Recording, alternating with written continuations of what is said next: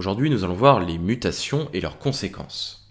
Pendant la réplication de l'ADN, peuvent apparaître de façon aléatoire et spontanée des erreurs d'appariement des nucléotides. La fréquence de ces accidents est plutôt faible. La DNA polymérase fait à peu près une erreur tous les 100 000 nucléotides. Il existe plusieurs types de mutations. Les mutations dites de substitution, d'insertion et de délétion. Une substitution est un remplacement d'un ou de plusieurs nucléotides par un autre. Dans ce cas, la mutation peut être dite silencieuse, faux sens ou non-sens. Une mutation silencieuse n'aura pas d'effet sur le phénotype.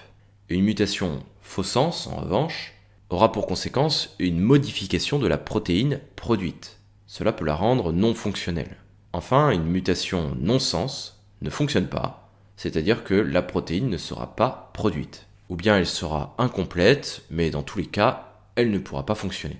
Autre type de mutation, l'insertion. Dans ce cas, on ajoute un ou plusieurs nucléotides, ce qui va décaler le cadre de lecture. La protéine produite sera donc différente ou incomplète. Autre forme d'erreur, la délétion. Cette fois-ci, on supprime un ou plusieurs nucléotides. Et donc, les protéines produites seront différentes ou incomplètes. Qu'est-ce qui peut augmenter le taux de mutation? Les UV du soleil. Ces derniers peuvent provoquer des mutations sur nos cellules. Mais il y a également des substances chimiques qui peuvent jouer sur les mutations, comme le tabac, l'amiante, le benzène, un produit que l'on peut trouver dans l'industrie de la parfumerie, ou encore des composés phytosanitaires comme les pesticides. Certains micro-organismes sont également responsables de mutations. Des virus peuvent modifier la séquence de l'ADN ou incorporer la leur et favoriser l'apparition de mutations. Par exemple, le papillomavirus est responsable du cancer du col de l'utérus. Heureusement, la plupart du temps, notre corps va réparer les erreurs. Il existe des enzymes de réparation de l'ADN. Mais parfois, cette cellule mutante survit et peut alors se multiplier de façon incontrôlée. C'est alors qu'on parle de tumeur.